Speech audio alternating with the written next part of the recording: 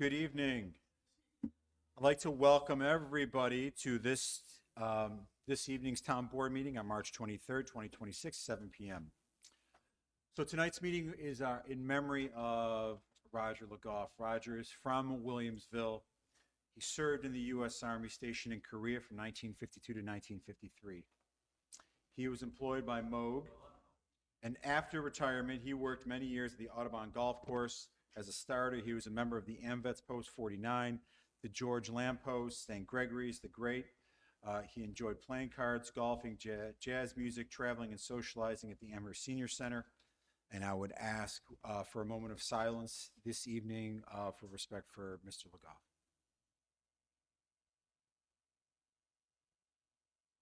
Okay, thank you very much. Councilmember Zukawa is doing this evening's invocation. Yes, thank you, everyone. In the unique convergence we have now of Ramadan, Passover, and Easter, we find a shared season of spiritual renewal, reflection, and hope. May this rare alignment of the Abrahamic faiths serve as a powerful reminder of our common humanity and the universal pursuit of peace and liberation. I would ask everybody to please stand for the Pledge of Allegiance. Pledge allegiance to the flag of the United States of America, to the republic, and one nation, under God, indivisible, liberty and justice for all.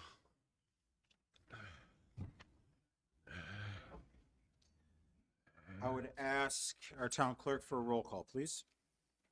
Supervisor Levin. Present. Deputy Supervisor Marinucci. Present. Councilmember Zucalo. Present. Councilmember Davis. Present. I'll make a motion to approve the minutes from Monday, March 9th, 2026. Second. All in favor? Aye. I'm going to ask Deputy Supervisor Marinucci for our recognition and proclamations for some of the valuable volunteers we have in our town.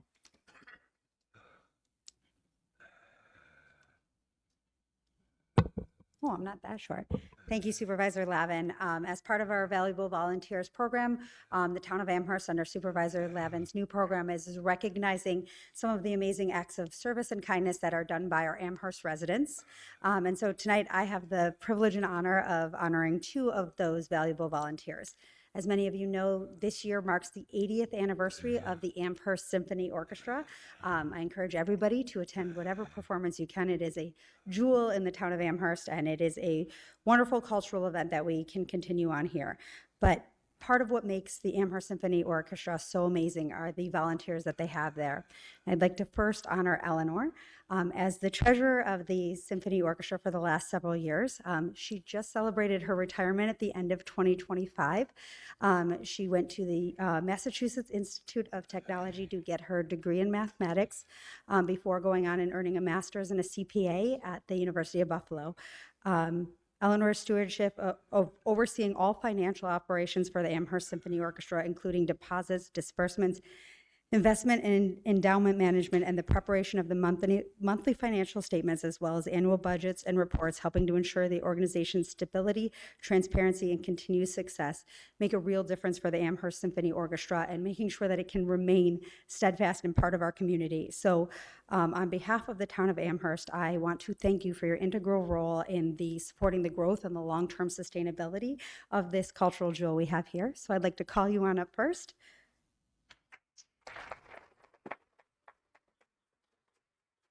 Here we are. They'll all come around. Yep, you come right on up. We'll get a picture here. Here you are. This is your certificate from the town. It has more detail right in there of all the things. Oh, wonderful. And then you stand here and we'll take a picture.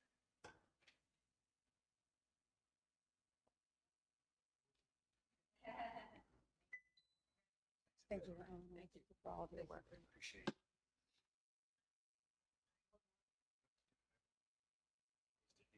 He's already good.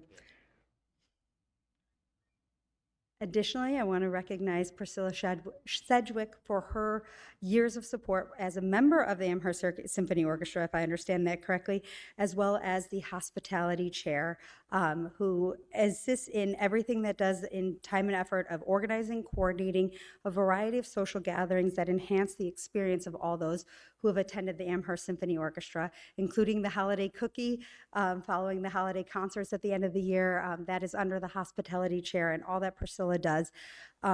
Residents and those on the symphony orchestra noted Priscilla for her kindness, generosity, and unwavering commitment to fostering a welcoming and connected community, which is something that we as a town board really hold dear of what makes Amherst separate and different from so many other areas. So we thank you for your years of service to the symphony orchestra, for making sure that our town of Amherst feels inclusive, and for everyone who attends the concerts to have such a wonderful experience. So thank you for all that you do as hospitality chair.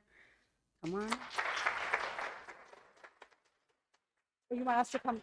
Come on, Bob.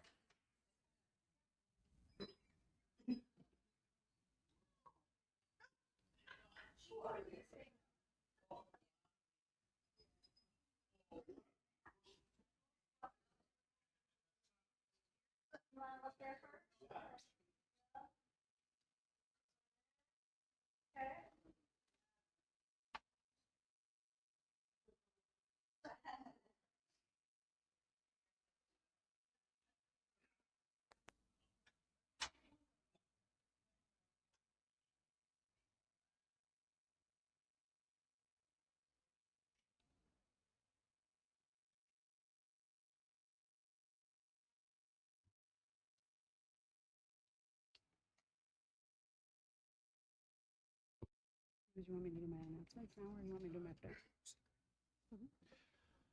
Thank you, Deputy Supervisor. We're going to continue to recognize some of the amazing people who make our town thrive and showcase how amazing we are as a community. This will be an ongoing effort for the foreseeable future. So to Eleanor, Priscilla, thank you so much again for everything you continue to do for our town, for the organizations in our town. We are very grateful for your service.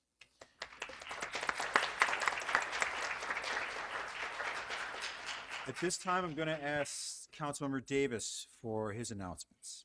Yes, a couple announcements. The Egg Stravaganza Egg Hunt is going to be at the Amherst Police Community Policing and Training Facility on Saturday, March 28th. And the Walk the Egg Trail at Walton Woods will be on Sunday, March 29th. Thank you, Councilmember Davis. I'm going to ask Deputy Supervisor Marinucci for her announcements this evening. Thank you, Supervisor. I have two things. First and foremost, for those of you who were here at the meeting at the start of March, I just want to commemorate that this is Women's History Month. I did speak at the beginning of the March meeting, but I'm going to say it again because it wasn't on a recording due to technical issues, that we, in December of last year, this town board renamed our library after the Honorable Shirley Chisholm, a former resident of the town of Amherst who paved a long way towards Congress and running for president for women in this country, but also for all people moving us forward. Unfortunately, over the last decade or so, potentially even more, we've seen some retrenchment in what women's rights look like. My children are being raised in a country with fewer constitutionally protected rights than I had when I was their age. This January, for the first time in over a decade, I was the sole woman elected to the Amherst Town Board. We have not had one woman here since 2012. We have not elected a county-wide woman office holder since Kathy Hochul went to Congress, long before her time as lieutenant governor or governor. I think it is important that we ask ourselves why people are not taking steps to be at that table and what that table looks like, because our entire community does better when we are better representing those who are part of it. So the women in our community are 51% of our population makeup, and they should be 51% of everywhere that we are. And that goes across all sorts of diverse demographics, whether it be racial diversity, religious diversity, languages that we speak, places of national origin. Diversity makes us better and stronger. And so while we celebrate women's history and a lot of things that we have done really well, we had a female supervisor 26 years ago here in the town of Amherst, which is really incredible. And we haven't had one since. So we should be asking ourselves, how do we make sure that women are elevating those voices and taking on harder positions and seeking out things like that. So I want to commemorate women's history, but also make sure that we all take a moment to look inward and ask ourselves where we belong in these spaces. Thank you, Deputy Supervisor. One more thing. Okay. Thank you. And then I do have one other announcement. We have received outreach from some residents regarding the effectiveness of our current town law on term limits. There was a New York State Court of Appeals decision that came down a few years ago that said that term limits, local laws that were not put forward for referendum by the voters may or may not be in effect. And so because of this outreach, we are looking to determine the compliance of our local law with what the case law currently holds, and making sure that our term limits law, as most residents believe in effect for the last 20 years, remains in effect. As such, the town board will be convening a commission at our April meeting with each of our 7 elected offices. So that's the 5 town board members, including the supervisor, our town highway superintendent, and our town clerk, each appointing 1 member to this commission to review the case law and other local laws or other case law on whether our law is in effect, and then giving a recommendation to the town board on that determination, as well as how we can make sure that we remain in compliance with the effectiveness of the current law or anything going forward. So for the next 2 weeks, we will be accepting any residents who are interested in being part of that commission to send their resumes and interest to the town board. I think it's toainfo@amherst.ny.us, but we'll put that out on the website.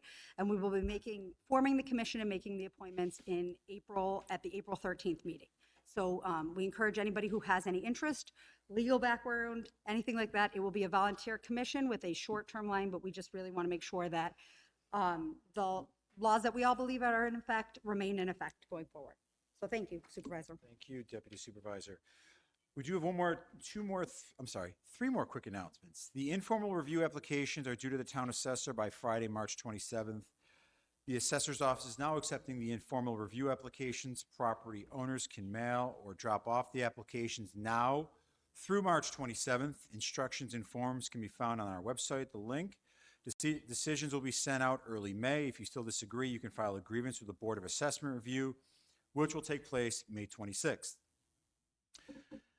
Another announcement. Anybody here for Music on Main? You're in the wrong building.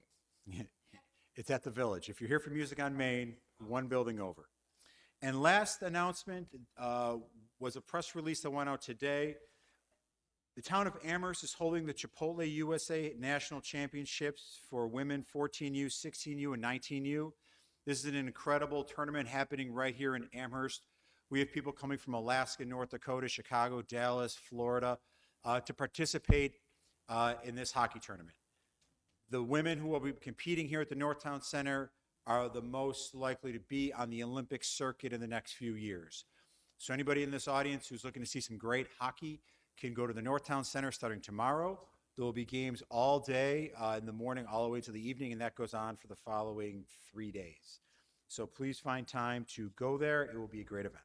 I'm sure there will be many heated rivalries. So that concludes our announcements for this evening, and we're going to move right into our public hearings. I'll make a motion. We have no council member resolutions, but we do have a public hearing for Resolution 2026-248, which is the 2026 Waterline Improvement or Replacement. I'll make a motion to open that public hearing. Second. All those in favor?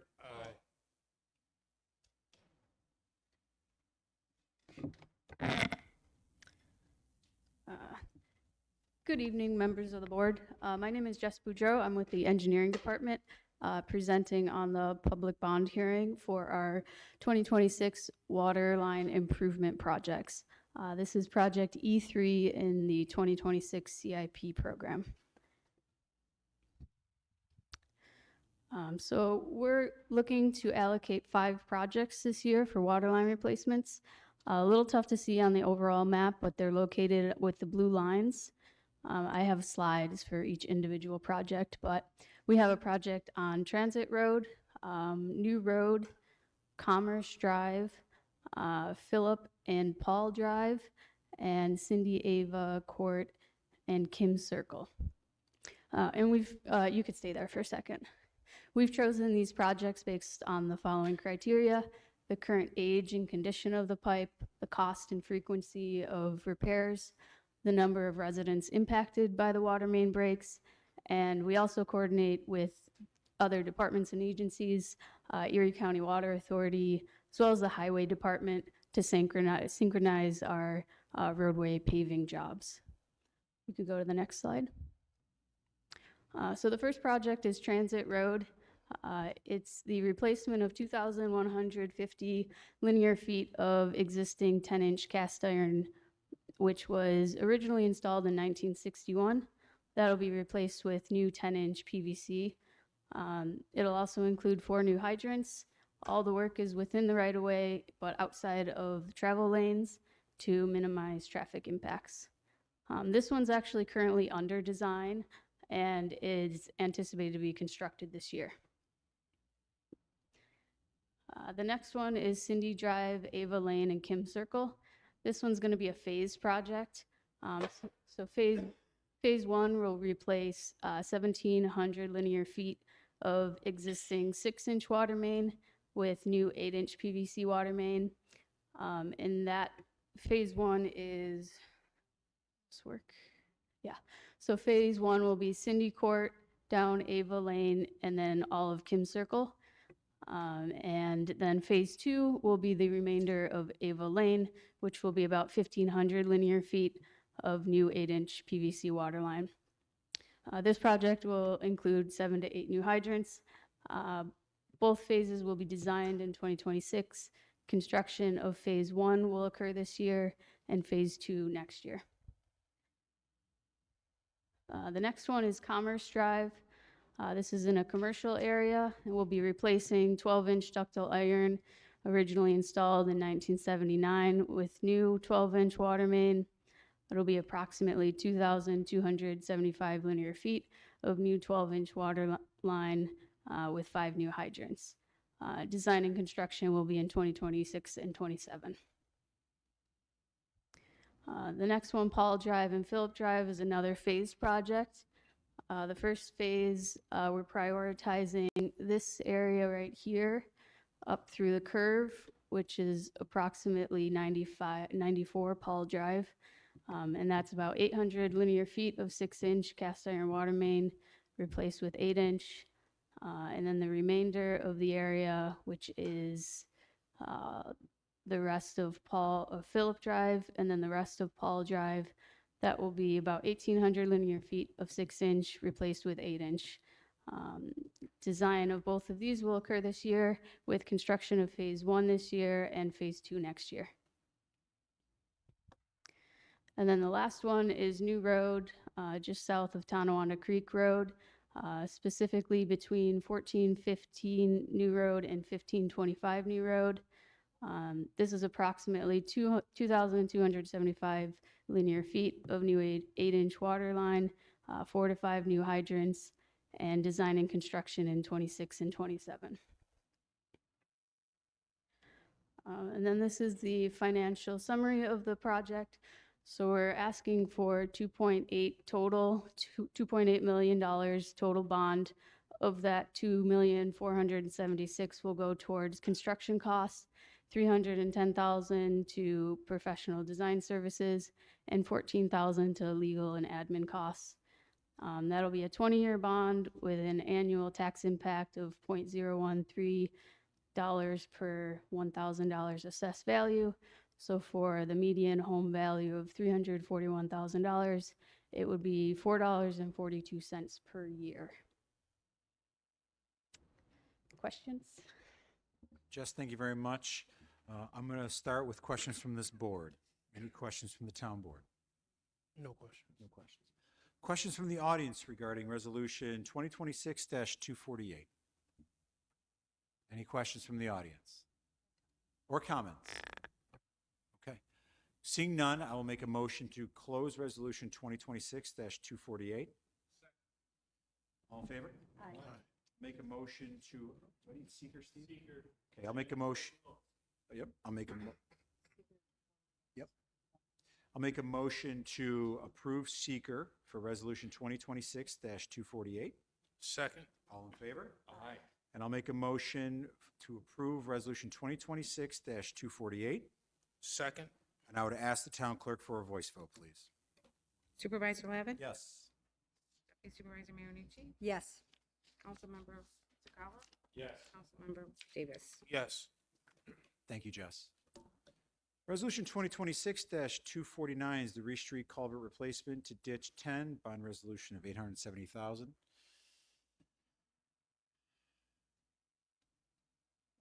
I'll make a motion to open public hearing. Second. All in favor? Aye. Thank you. Good evening, Mr. Supervisor and members of the Town Board. My name is Chris Schregel with the Town's Engineering Department. Second public hearing before you tonight is in reference to the Reese Street Culvert Replacement at Ditch 10. That's identified as Project E1 in the 2026 adopted Capital Improvement Program. I'm joined by Frank Del Signor from Clough Harbor and Associates, who's representing the design firm working on the project.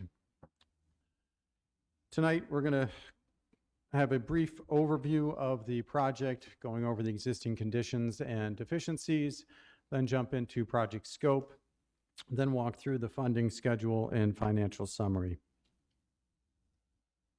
The project is located on Reese Street, just east of North Union Road. The culvert carries ditch number 10, and that's a tributary of Ellicott Creek. The culvert provides a critical drainage conveyance beneath Reese Street, and that structure is nearly 100 years old and has been modified multiple times over its life. The next 3 slides are going to go over some photos of the existing conditions. This picture on the upper left is showing the head wall of the upstream culvert, where it's showing that head wall in disrepair. The lower right picture is showing the barrel of the culvert, showing that it's misaligned, has multiple 22-degree bends within it. Also, it varies in structure type. This next slide is, you can see the deterioration of the actual structure, voids where it's indicating loss of material and support. In the lower right, you can see the delaminated cover of the concrete portion of the culvert. In 2020, this culvert experienced structural failure, requiring that Reese Street be closed for an emergency repair. Next slide. As pointed out, this culvert consists of multiple structure types joined together, which creates inherent weak points.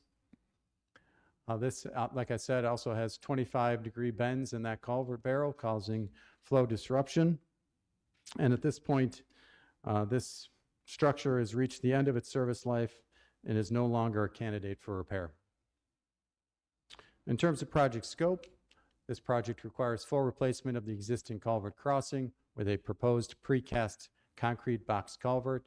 It will be realigned to match the natural stream channel, and we will be eliminating all those bends that you saw, which will improve the flow. This provides a long-term solution with improved hydraulic capacity and an expected service life of over 50 years. This is kind of a before and after. Obviously, we haven't had the after yet, but the existing culvert on the left showing those bends, the multiple structure types and sizes. On the right side, you can see the proposed culvert being straightened out and right-sized to improve the flow and overall performance. In terms of project schedule, we've already obtained design approval, and that was completed early last year. Tonight is the bond authorization, and in fall of 2026, we'll be completing the plan specs and estimate, project letting in spring of 2027, construction start summer of 2027, with it ending in the fall of 2027. That schedule is intentionally aligned. What I haven't mentioned is that this is immediately adjacent to Forest Elementary School. That schedule will line up so any disruption happens during summer recess, minimizing the impacts to the adjacent school and the surrounding area.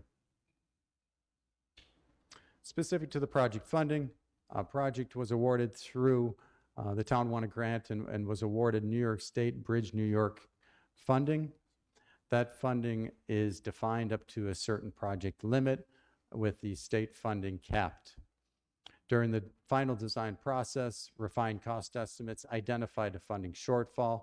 Per the state-local agreement that the town executed along with the state, the town is responsible for 100% of costs exceeding the state funds.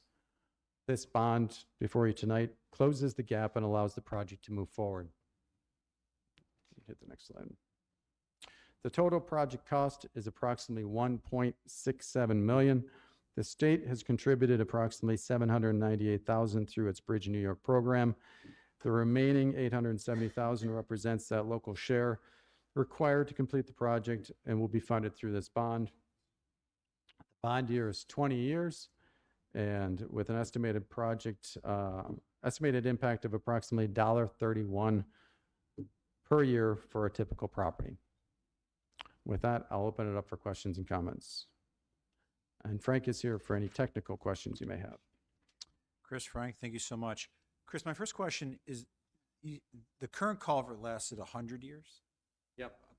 And the current one you're projecting is about 50 years. Is that conservative? That's very conservative. That's a minimum service life of 50 years. So you anticipate a lot longer. A lot longer, yes. And then you're pretty sure on those timelines because the school traffic situation could be challenging.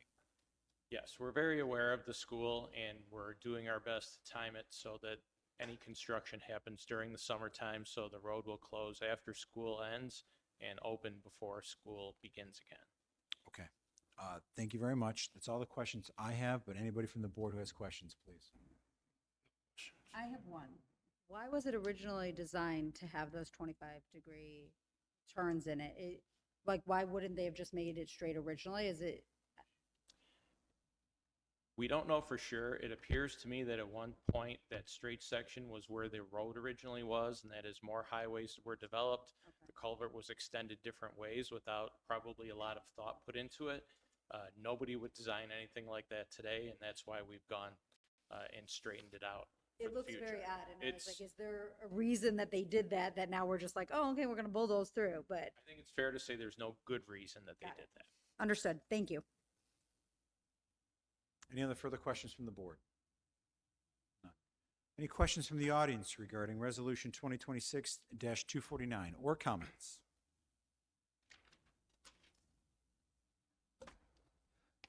Don Smith, North Lawn. We're right around the corner from that. So we'll be interested in the length of out of service of that particular intersection, considering that's the major cutover street for the town of Amherst employees coming from Town Hall going to North Forest. So they're the ones that are going to be using it probably the most in the morning and the evening. I know, I live there. I see them going there every day. Secondarily, the 80-foot section is a box concrete section. I presume it's a structural concrete section. Is it put in one 80-foot section or in multiple sections of shorter length and bonded together on the inside or not? And secondarily, how is the ends of this box connected to that box in order to make it last that 100 years? Thank you very much. Thank you, Mr. Smith. Chris, Frank, do either of you have an answer for Mr. Smith? As far as the traffic, the street will be closed at Reese Street, so there will be a detour in place utilizing Main Street and North Forest or North Frank or North Union? North Forest. I think that addresses the traffic concern. The box comes in pieces. It's mostly for transportation. They wouldn't be able to transport an 80-foot long structure like that. They come in 6 to 10-foot sections depending on who makes them and why, and they're kind of put together somewhat like Legos. They have a tongue and groove section, and then there's concrete that's poured over the top of them to seal it all up. On the ends that are exposed, the concrete is treated with sealer to stop water intrusion into the concrete itself. Okay, thank you very much. Addresses all of your questions. Any further questions or comments from the audience? Any questions or comments? Seeing none, I'll make a motion to close public hearing for Resolution 2026-249. Second. All in favor? Aye. I'll make a motion to approve the seeker for Resolution 2026-249. Second. All in favor? Aye. I'll make a motion to approve Resolution 2026-249. Second. And I would ask our town clerk for a voice vote. Yes. Yes. Yes. Thank you, gentlemen. Next, our next resolution is Resolution 2026-250. It's the 5122 Sheridan Drive rezoning. Hi, good evening. I'll make a motion to open that public hearing. Second. All in favor? Floor is yours. Thank you. Good evening, Chairman and board members. Here to present. Certainly. My name is Steve Geltz. I'm with Darrell Martin Architect. And we are proposing to have a property rezoned, which is currently zoned R3, to be rezoned to neighborhood business. The planning board has already gone and given us approval for this part, so just asking for your approval. The homeowner currently has a two-story single-family home. He would like to take a portion of the home and make a small personal pizzeria that he will try to would own and operate himself, with just operating out of there, just be kind of small mom and pop dealer. There's nothing to do with any type of name brands or anything like that. So just be done in-house and just local, serving the local community. Okay. Any questions from the town board regarding the resolution 2026-250? Any questions from the board? I just have one. The owner intends to remain an occupant of the property. Yes. Okay. And the other tenants, 'cause I think there are like three. Nope. It is just one. It's just him Just and then. him, the and other then would be property. the pizzeria. Okay. Thank you. Councilmember Davis, did you have something? No questions. Any questions or comments from the audience regarding resolution 2026-250? No, ma'am, you have to come up to the podium and give us your name and address, please. It just goes into the recording, not because we want to be sticklers. Thank you. Hi, Susie. You can move that down. Susie Schultz Bevilacqua. Hi. So I just live right around the corner from there. So will there be a lot of traffic Ma'am, issues? Or address the board, please. oh, I'm sorry. Next question. Will there be customers coming to that place of business to get pizza, and will it affect traffic, I guess? Do you have further questions before? Do you have any other questions you'd like to ask? That's pretty much it. Okay, that's fine. We do not anticipate any real increase in traffic from what is currently there, because there was a small little, how do you say, like a clothing repair place that was in a detached garage. So people had been coming to there in the past, but now that will be demolished, and then the pizzeria will take place. So not really see any, for just being a small mom and pop place, not seeing any real increased demand for traffic. Okay. Any further questions? All right, seeing none, I'll make a motion to close resolution 2026-250. Second. All those in favor? Aye. And I'll make a motion to set a decision date for resolution 2026-240 for April 13th. Oh, second. I don't think you have to motion that. Okay. All in favor? Aye. Okay. We will make a decision date for April 13th. We usually have one meeting between when the proposal is and when the decision is. So on April 13th, we'll make a decision on this rezoning. If you have further comments for this board, please feel free to email any of us here at the dais.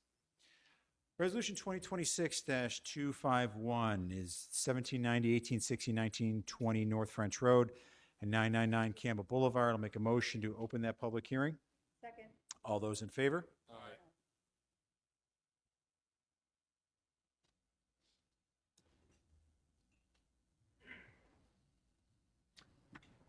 Yes, good evening, Supervisor and members of the Town Board. Sean Hopkins on behalf of the applicant, SBLC Development Corp.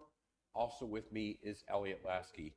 We're here this evening in connection with a request to amend the comprehensive plan for the 4 parcels, specifically 1790, 1860, and 1920 North French Road, and a portion of 999 Campbell Boulevard, to allow it to be designated as medium residential. It's currently designated both open space, recreation, open space and greenways, and industrial office. So the parcel is highlighted in yellow. My client has owned this property since 1988, approximately 62 acres in size, and is currently zoned SA, which is Suburban Agriculture District. Just so everyone is acclimated, obviously we have the 990, North French Road, and then the Cross Point Business Park, which is somewhat L-shaped here. Survey of the project site. It is important to note that we don't own these parcels. They're owned by a third party. And there is a National Grid parcel that bisects the property. We've had discussions with them. And ultimately, while we won't be developing it, we will be crossing it. So you actually held a public hearing on a previous plan during your meeting on February 3rd of 2025. You did close the public hearing. There was a gap in time before coming back in front of you because we were dealing with wetland issues, which we've now made a lot of progress. And then most recently on your meeting, at your meeting on February 23rd, you elected to hold this additional public hearing. So this is the plan we presented to the town board all the way back on June 24th of 2024. And the purposes of this is we're going to highlight the fact that as time has passed, we've gotten less and less intensive in terms of the development. At that point, we were showing 2 mixed-use buildings out along North French Road, 86 townhomes, which were here, 55 lots for single-family homes, 64 apartments for a total of 240 residential units. So on June 24th of 2024, we were at 240 residential units. And I want to keep that in mind as we go forward with the current plans. We were also asked to take a look at, well, what would happen if we developed this for industrial warehouse purposes? And unfortunately, given the constraints of the site, particularly the wetlands, it really doesn't make economic sense. We wind up with numerous small parcels. And the problem with these parcels is really in order to accommodate that type of development, you need deeper parcels. And these parcels would only have a depth of 200 feet as measured from a road. It is important to note that this portion of the site, the eastern portion, is currently designated as appropriate for industrial. So this is the latest federal wetland map that was obtained on November 6th of last year. And not surprisingly, as is the case with all parcels in Amherst, over time, the amount of wetlands has grown. We now have 19.89 acres of federal wetlands. So we've really made an effort to try and minimize any impacts to those wetlands, working with the United States Army Corps of Engineers. This is the most recently updated DEC map. It correlates with the previous plan, but not exactly. We've been talking, again, both to the Army Corps of Engineers and the DEC. Most recently, we made a comprehensive submission to both agencies on January 24th of this year, and we've made a conscious decision to limit the impacts to 1.09 acres of federal wetlands, only 0.43 acres of state wetlands, and then finally 7.31 acres of regulated 100-foot adjacent area. So we've really made an effort to minimize the wetland impacts to the maximum extent practicable, which is the standard utilized by those agencies. It's the concept plan, again, that we presented a year ago on February 3rd of 2025. At that point, we had 57 townhomes here, 36 lots for single-family homes, and then 32 multifamily units for lease. We also had 33.71 acres of permanent open space. So at this point, a year ago, we were at 125 units compared to the original plan presented to this board in June of 2024, which was 225 units. This is just showing, again, with the updated wetlands, again, a further reduction if it was industrial. Now we're all the way down to 4 parcels with a maximum size of 3.03 acres. It's also important to note that we did put this project on hold for 2 years for the town, the former supervisor working with the IDA to explore the possibility of industrial/warehouse development, and those efforts were unsuccessful. So this is the current plan. The current plan shows 2 roadway connections onto North French Road, here and here.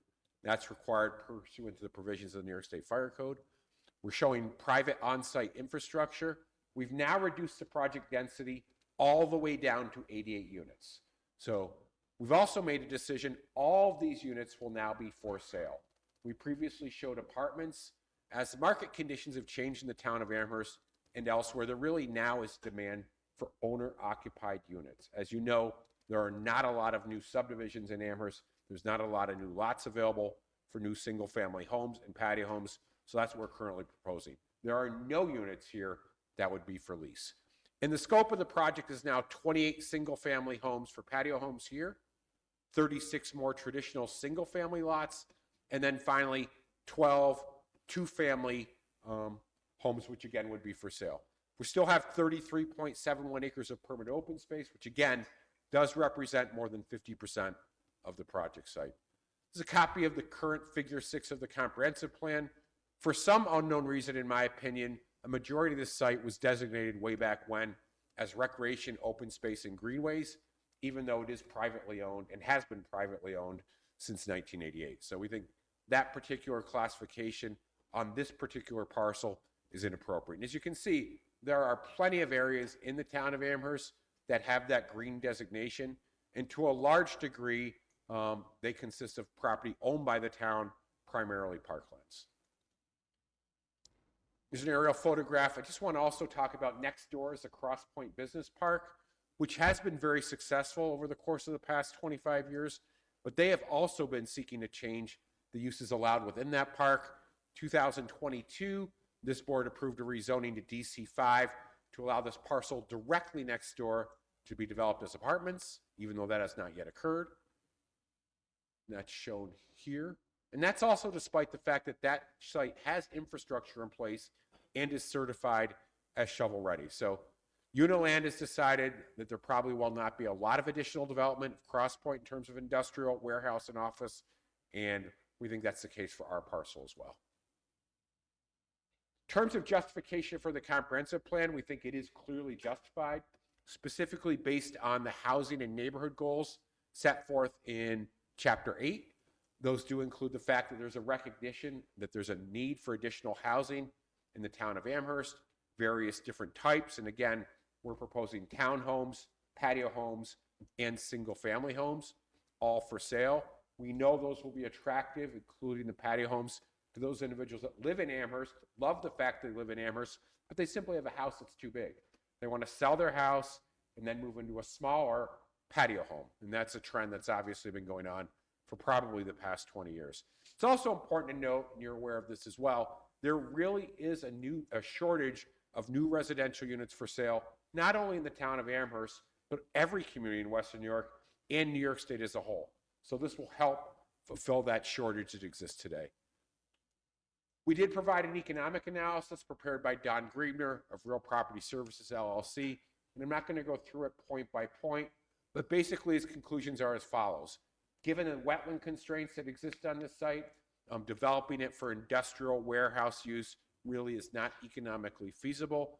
And second of all, the residential project that we're proposing will have positive fiscal impacts for the town of Amherst as well as other taxing jurisdictions, especially in light of the infrastructure on site being privately owned and privately maintained. And a copy of this report was included with our submission. Ultimately, after this project is built, we anticipate it will generate more than $1 million per year in tax revenues. So from a fiscal perspective, that is good. There will be some demand for educational services, but that amount certainly will not be greater than the amount of taxes that will be generated. And then finally, as the case with any decision to amend the comprehensive plan or rezoning, this is subject to seeker. We have provided an amended Part 1 of the full environmental assessment form. This will result in less impacts than the previously proposed residential projects. Keeping in mind our density is now a third of what we originally proposed. We do have a no impact letter issued by the New York State Office of Parks, Recreation, Historic Preservation. We've minimized the wetland impacts. If you approve the comp plan amendment, it's not the end of the process. We do still need rezoning and subdivision approval. We're well aware of the stormwater management requirements, including the need for the system to handle a 100-year storm event. So we do think ultimately it would be appropriate for you to issue a negative declaration. We did go back and update our traffic study, and lo and behold, given that we've reduced the density by 66%, in terms of traffic impacts, nothing potentially significant. As I indicated, we will have 2 driveways onto North French Road. We are discussing whether or not it would justify a turn lane at the North French Road driveway. Given the reduction of density, I don't think it will, but that'll be subject to further discussion and review by the Erie County Department of Public Works, which has jurisdiction over that road. So with that being said, respectfully at your next meeting, we are asking you to consider issuing a negative declaration and approve the requested amendment of the comprehensive plan. And of course, either myself or Mr. Lasky welcome any questions or comments that any of you may have. Thank you. Mr. Hopkins, thank you so much. We've seen this presentation a few times. I really appreciate showing it to us again. I don't have questions currently, but Councilmember Zukawa does. Hopkins. The number one call that I get as a town resident, as a town board member, is of course traffic. I'm on the traffic safety board, liaison. But the number two call I get is about housing, and I'm happy to see that this housing will include housing for sale. Right. My two questions are that goes along with the calls that I get. People looking for affordable housing, right? And I know that it's very difficult for you to put a number on that right now, but I'm looking for a number about what you think affordable housing might be. And the second question I would ask is, when do you think this will be open for sale? When do you Okay, think so it'll be- I'm going to answer the second question first. In terms of when these would be open for sale, again, we still need to go through rezoning and subdivision approval. So the earliest that we would probably start construction, we're too late in the year already to start in the fall, would be next spring. Infrastructure would occur first. We're hoping to be able to develop the site in one phase. We haven't made that determination in certainty. So at the earliest, probably, the earliest date homes would be available would probably be 2028. In terms of affordability, that's a tough one, as you know, Councilmember Zukawa. That is the primary reason that we're also showing these two-family units for sale. The only other project recently that I'm aware of that has that is the project directly across from Park Country Club, where the clearing has occurred. But despite that fact, nowadays in the 2026 market, it's hard to build anything new at less than $300 a square foot, meaning a 2,000 square foot house, believe it or not, generally costs $600,000. If there's any programs that become available as we proceed that would assist us in lowering that amount, we certainly, would welcome that. But currently these will be market rate, but I think to call them affordable is a stretch again, given construction costs today. But we do know there's demand for this type of housing. Again, housing for sale. The town has approved a lot of multifamily projects, including a lot that include workforce components, which I think you get a lot of credit for. But this is a different target market that we're looking at here. I understand that housing costs are not within your control, but for the record, and I need to share this with you for the calls that I get, no one who calls me is going to say, yes, I want to buy a starter home for $600,000. Right. And I certainly understand that as much as anyone. Okay, thank you. And I do think the town is being more proactive than any other municipality in West New York trying to deal with that issue. Thank you, Councilmember Zukawa. Do any further questions from today's board? No. Any questions from the audience or concerns to address Resolution 2026-251?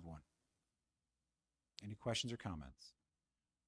Okay, seeing none, I'm going to make a motion to close public hearing Resolution 2026-251. Second. I'll make a motion to, furthermore, I'll set a decision date for April 13th. All in favor? Aye. Okay, thank you, Sean. Thank you. Have a good evening. We have no personal appointments this evening, so this takes us right into public expression. I'm going to continue to say this for every public expression we have. This is not intended to be a dialogue between members of the community and the town board, but we are very interested in your concerns and any questions you have for this town. But again, the expectation that it's a dialogue back and forth is not something that's going to be happening from this position. Furthermore, I'm also going to reiterate how important it is for us to maintain respect for each other while we're at that podium. The people who speak at that podium are my neighbors. I would take very much offense to that if they were insulted or spoken over or jeered at. So we're going to continue on this path. I'm going to call the first name. I did see some people walk in, and I just want to say, if you're here for Music on Main, you're in the wrong building. And we will start today with Tom Frank. Tom Frank. Okay. Andrea Morganti.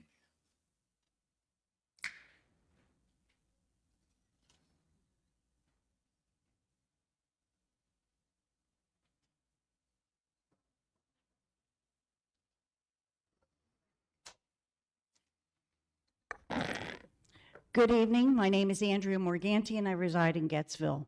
I am here once again to request a response to two FOIL requests that I submitted on January 15th, 2026. The New York State Comptroller's Model Code of Ethics incorporates Section 803 of the General Municipal Law, which requires officers or employees to provide written documentation stating the reason for any recusal. The town of Amherst includes a similar requirement in Section 19-5 titled Transactional Disclosure and Recusal. FOIL request 6427 seeks the written documentation in which Supervisor Culpa recused himself from a vote at the December 1st meeting. FOIL request 6428 requests the written documentation from on September 25th meeting in which Councilman Zucala and Lavin excused themselves from the vote. The recusal is mentioned in the minutes of the meeting. My request is for the written documentation, and I respectfully request that these FOIL requests be fulfilled. Regarding another issue, I believe the decision to prohibit Amherst residents from clapping during meetings comes across as unnecessarily authoritarian. When you publicly recognize individuals for their good deeds, it feels contrary to then forbid the community from expressing their appreciation. You can't simply allow applause for certain moments, but ban it for others because the content differs. That inconsistency risks appearing hypocritical. More importantly, restricting such a basic, positive form of expression feels un-American and contrary to the spirit of free speech. Applause is one of the simplest, most harmless ways for people to participate in civic life. I respectfully urge you to reconsider this ruling. Thank you, Andrea.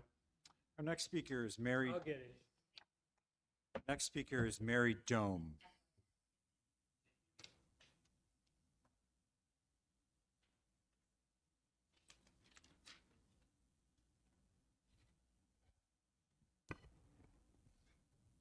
Hi, my name is Mary Dom Susie Bevilacqua. from Williamsville. And From Williamsville also. okay. I'm here with the pickleball players from Amherst Senior Center. We're members of the Amherst Senior Center who regularly utilize the pickleball courts at the Northwest Center. I want to begin by sharing how valuable this facility has been for so many of us. Can you speak a little closer to the microphone so that? Sure. Sorry. The addition of these courts has provided an important recreational and social outlet for a large number of seniors in our community. However, I am here tonight to raise an ongoing concern that has not yet been addressed despite multiple attempts. The reflection of the sunlight off the windows adjacent to the courts creates significant glare, which at times makes play difficult and, more importantly, poses a safety risk. Visibility can be compromised to the point where tracking the ball becomes challenging, increasing the likelihood of injury. Several members, including myself, have raised this issue with the facility director on multiple occasions. Unfortunately, these concerns have not resulted in any action or follow-up that we are aware of. In an effort to be proactive and collaborative, we have even suggested fundraising and collecting donation amongst ourselves to help offset the cost of potential solutions, such as window tinting. These suggestions have also gone unanswered. Without any hope of a solution, members are now making do by bringing paper to temporarily tape the windows or bringing sheets to hang to block the glare. At this point, it is frustrating for many of us who rely on this facility to feel that a legitimate and fixable concern is not being acknowledged. We are not only identifying a problem, but also offering to be part of the solution. We are therefore here tonight to ask, one, for a commitment on the part of the town to review and address this issue, and two, information on how those of us who regularly utilize the facility can be part of the solution, whether through fundraising or other means. The town and this facility serves a large and active senior population, and ensuring safe and usable conditions should be a shared priority. We would greatly appreciate a response outlining how this concern can be moved forward towards resolution. Thank you. I'm here with the members from the Senior Center Pickleball Group. Welcome and thank you. Wow, a lot of you. Thank you. Next speaker is Jane Cox.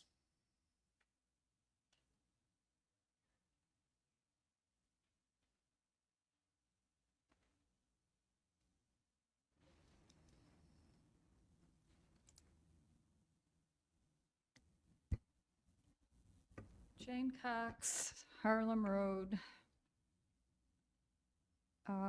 The town board meeting of March 9th was not recorded for YouTube due to technical issues, is what I was told. There were 37 people that spoke during public expression at that meeting, and their comments are not available now for the public to watch on the video. So, since I'm one of those people, I'm going to read my comments from the March 9th meeting, public expression. I spoke about the newly revised Town Board Rules of Order. And in the section on public expression for the new rules, it states, and I quote, that the purpose of public expression is to allow the opportunity for the public to formally address and communicate with the town board on any non-public hearing agenda items, which may include advising the board on their concerns related to matters involving the town of Amherst in general, and/or agenda items to be voted on by the town board prior to the town board's consideration of each item. However, under the new rules, as I have pointed out in the past several meetings, the supervisor and council members have the ability to vote on their resolutions before the public has a chance to comment during the public expression.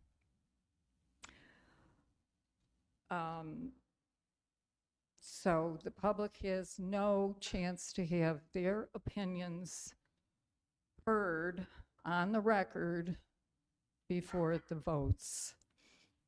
So I have been asking the board to please change the order of the agenda for the public expression to be returned to the position that it was in before the rules were changed, which is after the public hearings and before any resolutions are heard or voted on. My other concern is the lack of a second public expression, which we had before at the end of each meeting, and we were allowed to speak at both public expressions. So please consider, which we talked about before, changing your new rules. Thank you. Thank you, Jane. Our next speaker is Jason Bilikowski.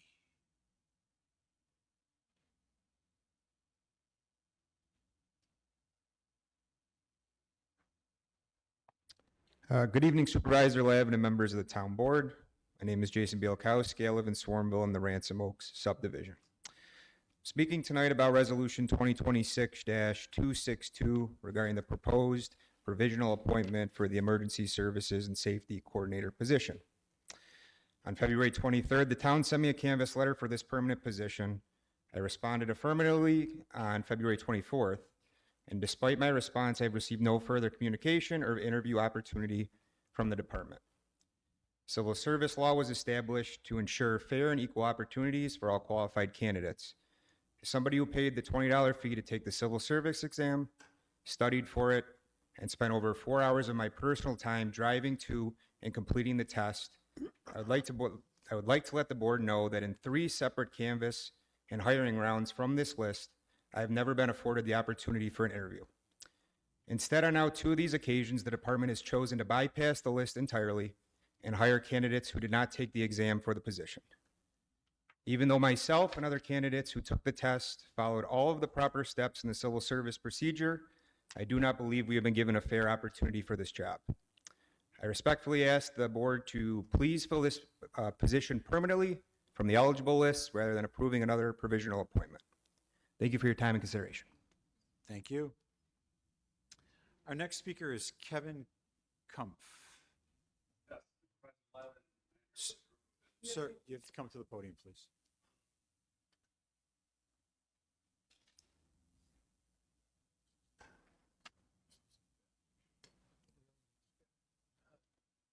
Town Board, Supervisor Levin, I am here with a group of individuals, and the first speaker Kevin, that we can would you like speak to... into the microphone, please? Thank you. Sure, Steve, thank you. Supervisor Levin and council members, I'm here with a representative group, and our representative individual that we'd like to go first is Jesse over here from our street. He was on the list with us, but I signed my name first. So the way we do public expression, I'm happy that you signed up first. This is your time here, so Okay, if you can go first, that'd be great. So, I'm here to address a concern that has been brought to the Traffic Safety Committee and to the, basically, Planning Board into the changes at Millard Fillmore Suburban Hospital. Those changes and interest are going to have a direct impact on the residents of the Bassett Road neighborhood. We all love our neighborhood. We have many parks, recreation there. The agenda that has been first forth has been to change the access of the parking of the lots to allow a road on New Bassett Road. No other hospital in the area that I know of dumps their employees and other traffic onto residential streets. At this juncture, based on what I'm going to talk about, the lots are currently full. There's cars parking in the fire lane. There are semi-trucks parked on that access road. And they now want to expand the access to that road, add more parking spaces, and divert them out Bassett Road into the traffic. The area is growing. You saw tonight where people are now building bigger subdivisions, more houses out here. The only hospitals in our area are in Lockport, are DeGraff, and in Millard Fillmore Suburban. So my area of concern tonight is that we already have accidents on our street. We already have speeding. We have 3 nursing homes. We have a school. Our street, as long as the ones behind us, are becoming cut-throughs for this. With these cut-throughs, they've estimated that the traffic is going to be over 175 cars a day. If you take those numbers realistically, it's going to be over 300 vehicles a day, in and out of the traffic, going to lunch, doctor's appointments, everything else. The traffic studies that were done, that were presented at the Planning Board and the Traffic Safety Committee, showed only one egress of basically the traffic and ingress, and that was the end of Bassett Road and Klein. That is flawed because those cars, when they stayed, are heading north, are now going out Kings Trail and other ways to back of Klein, which also has new development on that street. So if we're out of parking now at that lot, if they are basically parking in the fire lanes, if they are already using that exit already, which today we saw with dropping of a gate to let a car in, and doctors parking in the center of their private gated physician's lot, as this hospital grows, as they consolidate services, as they open that quote-unquote now vacant building, even though there are people working in there, where are these cars going to go? Additionally, we have road test people taking the street now. We cannot park our cars safely because they are parallel parking, because the county and the state have opened up a road test course on Bassett Road in the neighborhood. So we have all this traffic. We have a structure already in place for the exit road to go out from Suburban to Maple Road, and they now want the traffic back to us. Well, I'm here to represent this group that we will all come up and speak and state that we do not want this in our neighborhood. And before it gets to the town board, we are going to the other board meetings to say, this is not an advisable solution for the residents of our town. Thank you. Thank you. Our next speaker is Kelly Wixom.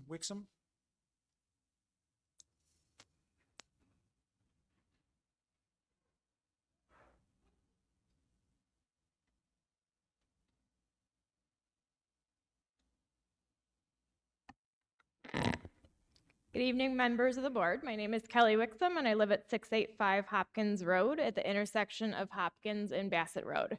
I'm here tonight not just as a resident, but as a deeply concerned parent. Every single day I stand on my driveway and watch that intersection to get my children on and off the school bus, and every day my heart's in my throat. We aren't just talking about traffic counts tonight. We're talking about the physical safety of my children and every other child who lives in the Bassett neighborhood.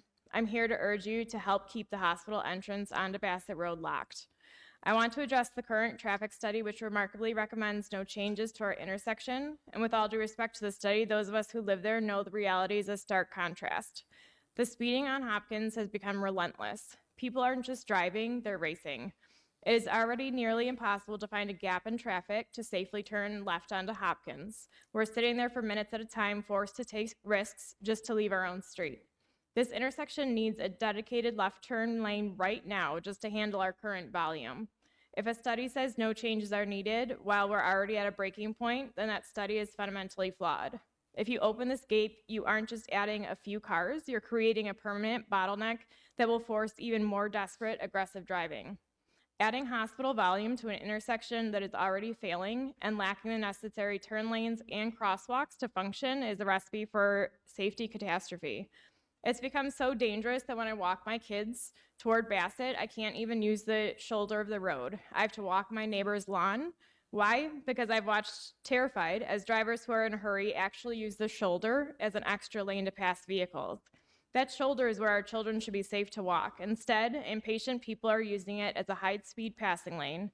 We have already seen multiple accidents at that intersection with the gate closed, which the traffic study fails to mention or address that happened in their time studied.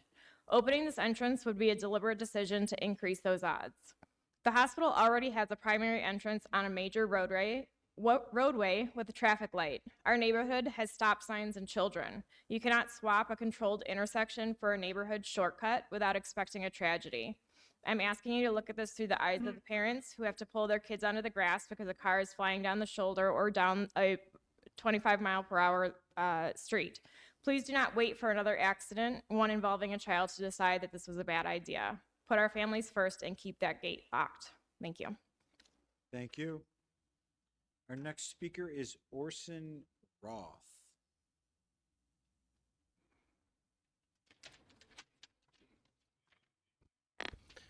Orson Roth, Bassett Road. Good evening, Chair and members of the Town Board. I'm here tonight to speak in strong opposition to the hospital's proposed to open a gated employee access on Bassett Road. As you've heard here tonight, and you'll continue to hear, this petition does not exist in a vacuum. It stems directly from the hospital's non-compliance with Site Plan Resolution SP 1578K, approved in 2006 for the expansion of Millard Fillmore Hospital at 1540 Maple Road. The planning board in town imposed clear, binding conditions on the hospital's operation with this resolution. Conditions 5 and 9 specifically were not optional nor temporary. They were integral components of the planning board's approval, relied upon to satisfy parking demand at the hospital and to mitigate traffic and neighborhood impacts associated with the hospital expansion. I remind the town that a site plan resolution is not advisory. Its conditions are lawfully run with the land and continue to apply today. Failure to comply is a code violation, not a mere administrative oversight. The hospital's current petition is an attempt to work around that violation rather than remedy it. Compounding this issue, the traffic study submitted in support of this petition is inaccurate and incomplete. It relies on cherry-picked data and selective time periods. Decisions affecting public safety should be based on comprehensive, transparent data, not biased analysis designed for the hospital's convenience. Hospital employee traffic is commercial traffic. It belongs on arterial roads designed to handle that use, such as the hospital's existing entrances on Maple Road. Those entrances already exist and were intended for employee access. Bassett Road is a residential street, not an overflow solution or a shortcut. Importantly, no other hospitals in this area route their employee traffic through residential neighborhoods. None. Why should we be different? This proposal would be a clear departure from accepted planning standards. Most concerning is safety. Safety was not the hospital's concern when they violated their site plan resolution. Safety was not the hospital's concern when they submitted a shortcut petition. Ironically, and most unfortunately, safety was not a concern of the Traffic Safety Board with their perfunctory approval of the hospital's position. Quite simply, adding a gated entrance onto Bassett Road creates a new intersection where none exists today, increasing the conflict between vehicles and pedestrians. The only sidewalk on that street used daily by children, elderly residents, people with disabilities, and neighborhood pedestrians will be cut into with commercial traffic. Once this access is opened, the impact is permanent.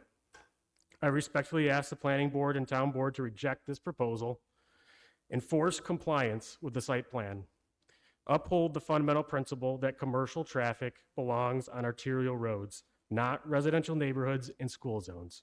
Thank you for your time and your service. Thank you, Orson. Our next speaker is Jesse Jerzinka. Jesse, did I get that right? No. No. Not bad though. Jarzinka, pretty close. Thank you. So yeah, I was hoping to go first and give some context. You guys are probably maybe not totally familiar with the issue, but I'll give some additional context. So we all live on, most of us live on Bassett, which is behind Millard Fillmore Suburban Hospital. We want to make sure the town board is aware that the hospital is currently not in compliance with the site plan resolution SP-15-78K that Orson mentioned from January 2006, which contains the following conditions. Point 5, that the existing chain gate at the Bassett Road driveway be shown on plans and submitted for approval, and also access to Bassett Road shall be limited to its current use, which is non-medical emergencies only. And point 9, that the approved plan includes the 218 off-site parking spaces leased from St. Greg's Church next door. Colida states they've ended their agreement with St. Greg's and have absorbed all this parking into their existing lot using existing unused parking spots and are out of compliance with condition 9 that I just read.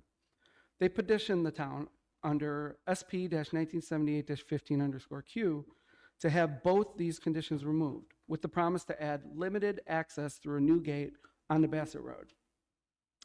This application was not rejected by the Traffic Safety Board, despite multiple votes, including the chairman, and is currently under review by the Planning Board. Our neighborhood has united against this petition and collected almost 400 signatures and presented to the Planning Board how the hospital's petition contained misleading, incomplete, and inaccurate data and unfounded justification to both boards. The conditions of the original agreement were put in place to protect our neighborhood from this very scenario. The logic to remove them is erroneous and contradictory. Colida claimed at the Traffic Safety Board meeting on February 4th that the vast minority of users of the off-site parking were using Bassett Road, since Maple Road is directly connected to that parking. So how could the town grant access for 170 plus employees as currently approved to use this new entrance? Which would become much more attractive and increase traffic into our residential neighborhood. These would be new trips, yet their traffic study assumes no new trips. In addition, if they don't need the off-site parking and can fit it in their own lot, then they don't need access to it from the residential neighborhood. If they can't handle the existing parking with the spaces they already have now, then they need off-site parking, which is likely why condition 9 was put in place in the first place. Their argument that the cost for parking is no longer economically feasible is not an acceptable excuse, and Father Leon announced at the Planning Board meeting that the church is willing to roll over the previous parking agreement with no cost increase. In any case, adding existing commuter traffic to our neighborhood is not the answer, which is why condition 5 exists. We cannot be expected to trust them to follow any conditions that may be imposed on the access they're asking for, since they have already shown complete disregard for the conditions of the existing resolution they agreed to. We ask that you please watch our full presentation to the Planning Board from March 19th, which is much longer and much more detailed, and encourage the Planning Board to reject the proposal when they vote next month. Thank you.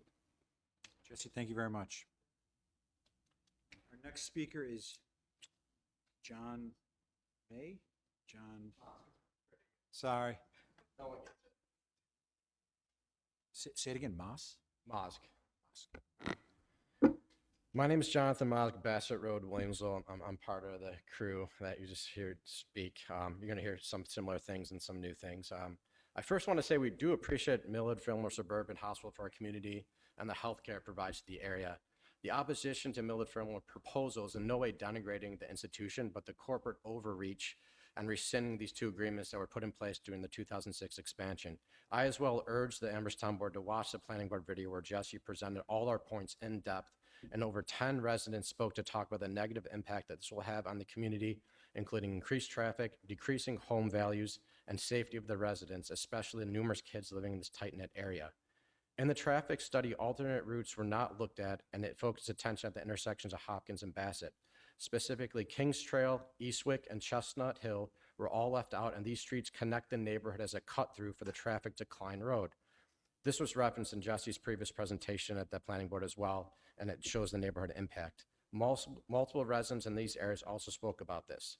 The traffic study admitted they did not look at this important data during the planning board meeting.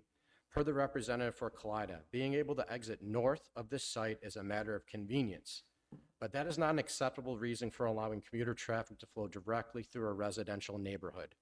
The study also stated that a left turn from Bassett to Hopkins is warranted, however, not recommended because they didn't believe traffic would increase, which is patently false. Adding more traffic to an arguably unsafe intersection is not the best interest of the community or safety.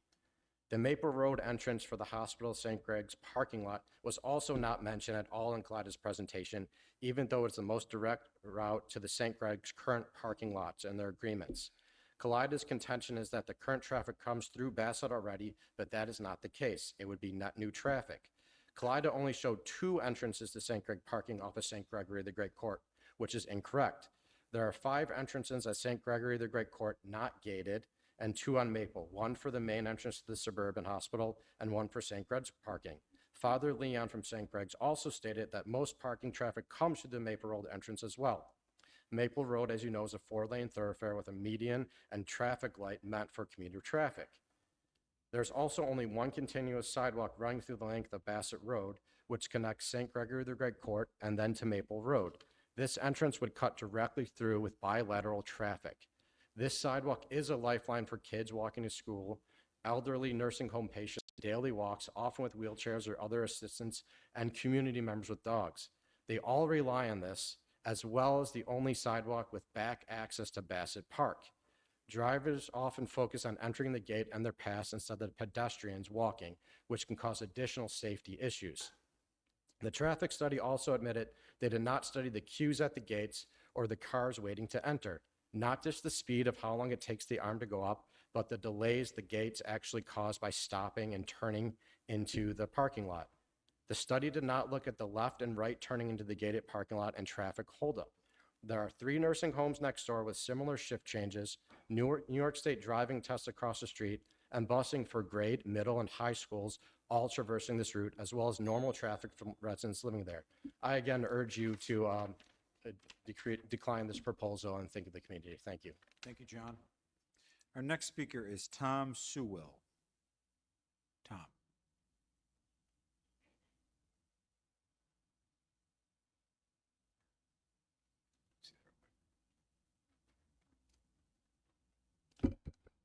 Hear me okay? Thank you. Good evening, Supervisor and council members. I'm Tom Sewell. I live in the Bassett Park area. I'm going to share some more anecdotal thoughts with you tonight. My neighbors I think have done a great job talking about statistics and traffic flow and whatever. But I look at this whole backdoor hospital proposal as a Trojan horse to really create a shortcut, a fast way to get in and out of the hospital. Everybody here has got, wherever you drive, you know, certain ninja ways to get around. I can go down this street. We all have them. That's what that's going to become. It's naive to think that's not true. People are going to, after a while, they're going to learn when they're going down Maple, they can cut through here. Oh, the school's getting out, there's buses. It's going to be nuts. Now, I have 2 tiny little Basset hounds, or Basset hound, little dogs. And my wife is always trying to get 10,000 steps a day. She's walking all the time. I could tell you story after story of her walking the dogs, or my neighbors with their kids, or yeah, things like that. And cars go flying by. It's shocking. And if you know the area, or if you haven't been there, just drive by and see what it's like. About 3 months ago, I was at the vet, and I was waiting to take one of my dachshunds in, and there was an Amherst police officer there. I knew because he had his uniform on. And so I'm talking to him. He shared with me some stories about the theft in Amherst and how, you know, kids are stealing cars, and a lot of it traces back to the court, lack of teeth. And then it morphed over to talking about our street. And I was, you know, telling him some stories about how crazy it is, and it can be dangerous. And he said, he gave me a one-sentence answer. He said, he looked me in the eyes, and he said, "Tell me about it." So he was aware. So I kind of close with this phrase you have all heard. Everybody in the audience, you hear it all the time. It's on TV. You're at a cocktail party, and people say, "Why doesn't somebody do something about it?" I've heard it all my life. Why doesn't somebody do something about it? Well, this is the opportunity. And I can tell you in really closing, a tragic story that I was involved with.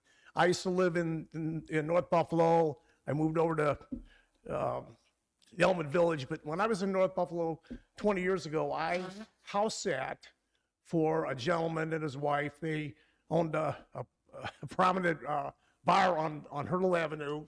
Some of you guys may have been to in your life. And reason I house sat was their like 7-year-old kid got run over in our neighborhood, got killed by somebody just whipping through a stop sign. And we had read that, you know, if you go to wakes and things like that, people will break into your house and, you know, and steal. So I knew them, I volunteered, and it was horrible, horrible.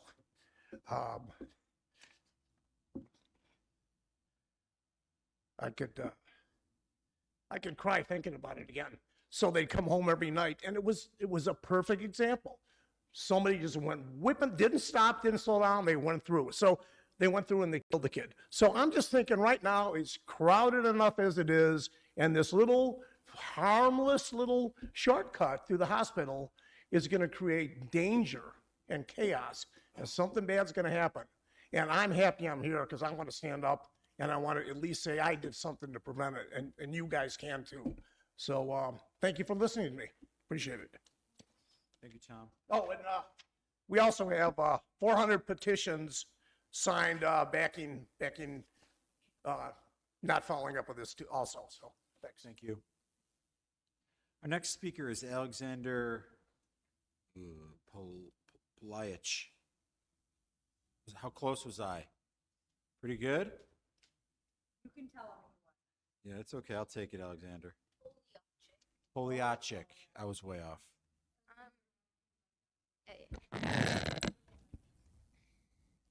Yeah, my name is Alexander Polyachik. I am 10 years old and live on 96 Bassett Road.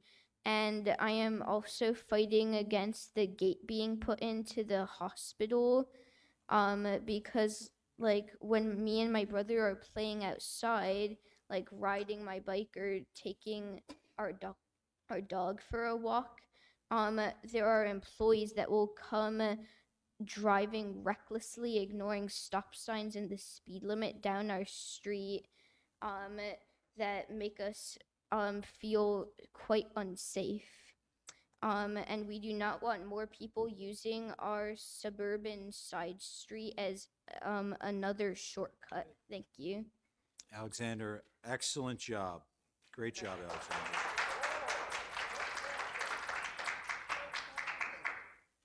Our next speaker is Max. Max.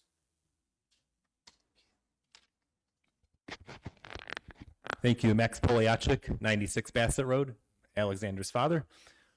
I'm also speaking out today in opposition of the proposed Bassett Road gated entrance to Millard Fillmore Suburban.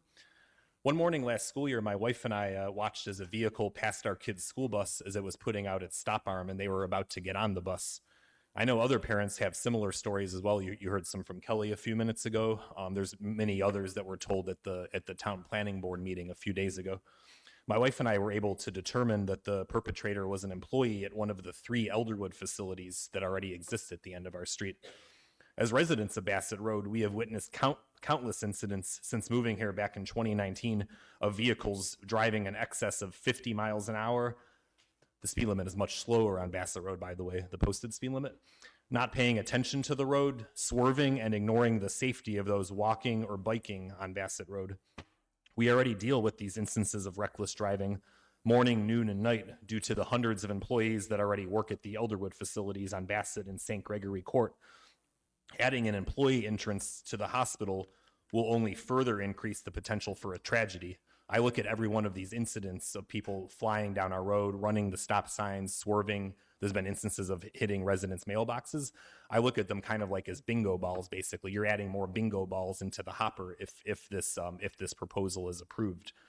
These employees often have other things on their mind. You know, they're late for work, and they're driving to work, they're thinking about personal problems, thinking about problems at work. That's just human nature. But again, it puts the residents of Bassett Road and the surrounding neighborhood, Kings Trail, Chestnut Hill Lane, etc., at increased risk. Not a good thing.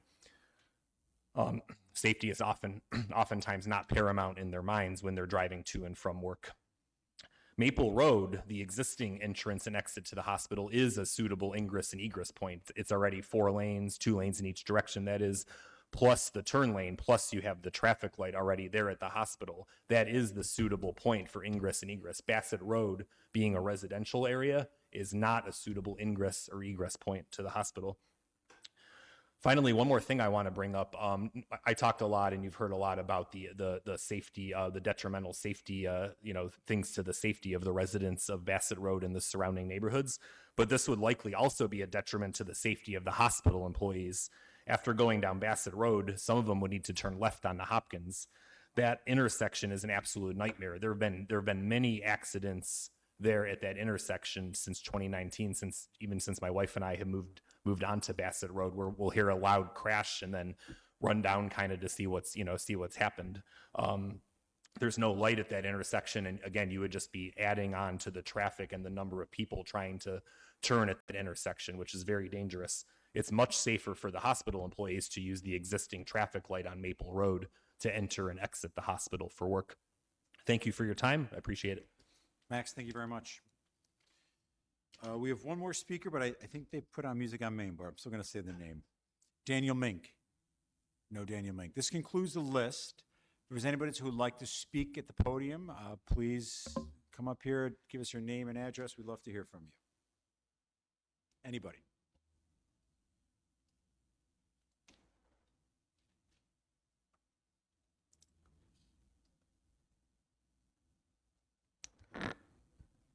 Don Smith, North Lawn.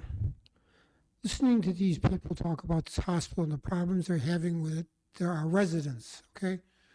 They're the people that pay your salaries, pay the taxes, and send their children to our schools. We have a responsibility to protect them. So it's not just a factor of traffic, it's also a protection of people. I'm very much happy and encouraged to hear how well of a job they did in making their presentations. And I think it's up to you to listen to their presentations and weigh them appropriately, not just on economic factors, but on other factors, all factors, including the safety of the people involved. And they make great points. You can't just dismiss a point because you don't like it. I'm very happy and enthused there's going to be new people to come along to help us get through these things. And there's another group in town called the Fruhoff people that you should probably get in touch with. There's another group of Amherst citizens that have been through some of the same things and have found ways around these things. So there's another group that you probably should get in touch with. Thank you very much. Thank you, John. Any further speakers this evening? Any further speakers? Making a motion to close public expression. Second. All in favor? Aye. All right. We'll address some of the concerns that were brought up this evening. We'll start from the very beginning. We had a question in regards to clapping. The clapping we do for the volunteers and the people who dedicate their time and efforts to make this town a great place, I encourage that. I'm going to be a proponent of that. Clapping, however, during our actual board meeting regarding issues in front of us, this is a town board. We are conducting the business of the town. Clapping is not something that's going to be encouraged. In fact, it's going to be discouraged, because when people come to that podium and have a differing opinion than somebody who's in the audience, and somebody claps and it's against what they believe, if there's an intimidation factor there, and I'm not going to subscribe to that. So we will not be clapping for people who present at this podium with information or questions they have for this board. However, when, what's his name? Alexander comes up here as a 10-year-old and crushes it as a civic engagement, that will be encouraged. I love to see it, and I would encourage that to happen again, and I would encourage people to applaud again. That was incredible. But as it comes to town business, we will not be applauding, and we will stop anybody from applauding as they come into the podium and discuss things. We got a lot of conversation in regards to Bassett and traffic at Millard Fillmore. Right now, this issue is not directly in front of the town board. However, the town board can take action. We will ask the Amherst Police to have an elevated presence in that area based on some of the information that was provided to us this evening. Again, we are not making a decision right now on anything regarding this, but I hear your issues, and we will ask the town police to get more involved at Bassett Park for the time being. So that's what I can commit to the members who showed up today and spoke. Thank you very much for your comments.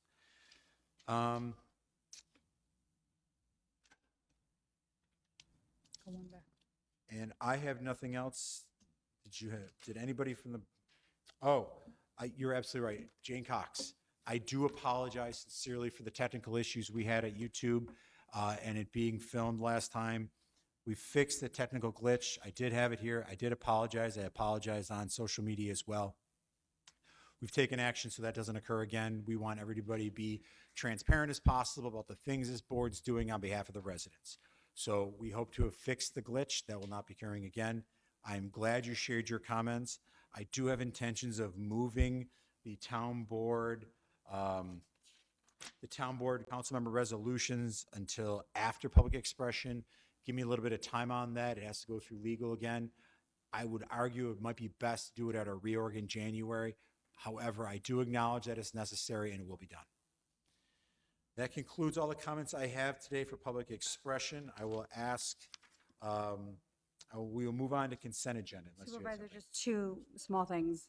Ms. Cox, I will say that I accused the supervisor of not recording the meeting because I gave my previous soapbox at the beginning of the March meeting, but I've been assured that wasn't the reason it wasn't recorded.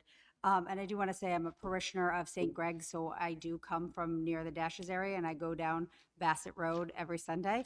And I do not speed even when I'm running late, which is frequently. So I am very, very cautious, but I'm very familiar with the road that you're speaking about, as well as St. Greg's stance, because they've talked about it in our church about our budget and how this has impacted it. So I'm familiar with the issue in that sense, but I do thank you for your time and presentation here tonight.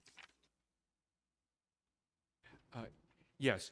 My name is Mike Sukala, and I am the liaison to the Traffic Safety Board here in Amherst. And I attended the meeting where the Bassett, what we'll call the Bassett Park auxiliary exit was discussed.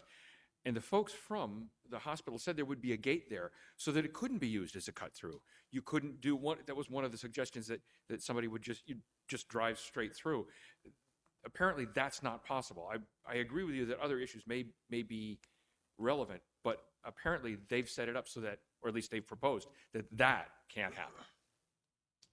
That being said, Mr. Supervisor, before you move on, just so the public understands, this is not a matter that's going to come before the town board at all. Just so it's clear, you're not going to be voting on this. This is a matter before the planning board. The hearing was already had. They adjourned the hearing. Or actually, they closed the hearing, and they are going to be voting on it at a future meeting. You don't have any control over this, and I don't want the public to think that somehow you did or didn't act, because it's not going to be before this board. I'd like to talk after about the conditions on the site plan approval, because I'm assuming they're seeking to remove the conditions. or to change the conditions from SB. Can We can talk about it after. Well, Yep. yeah. Yep, thank you, I'm Steve. going to ask our town clerk to please read the consent agenda. Comptroller 1, contract compliance 1, 2, court 1, engineering 1, 2, highway 1, human resources 1 through 8, information technology 1, planning 1, police 1, 2, 3, 4, senior services 1, 2, sewer plant 1, 2, youth and rec 1, 2, under communications 1, refer to attorney and planning, 2, refer to attorney and IT, 3 through 5, refer to attorney. Public improvements permits, 1, consent. Thank you. I will make a motion to approve the consent agenda as it appears. Second. All in favor? Aye. That concludes. No, we have a suspension We item. do have one suspension item. Yep. So I'll make a motion to suspend the rules for tonight's suspension. Second. All in favor? Thank you, Supervisor. We have a suspension item from the Senior Services Department regarding a resolution to the budget, an amendment to the budget for the NYSOFA, New York State Office for the Aging Grant, CRS number 6160. The Amherst Center for Senior Services respectfully request permission to authorize the supervisor to sign the contract amendment for a previously approved acceptance of a NYSOFA grant of $15,000. This is an amendment to the budget of how that $15,000 will be sent. And I so move. Second. All in favor? Aye. Okay, I'll make a motion to return to our regular agenda. All in favor? Aye. And I'll make a motion to adjourn this evening's public board meeting. Second. All those in favor? Aye. Thank you.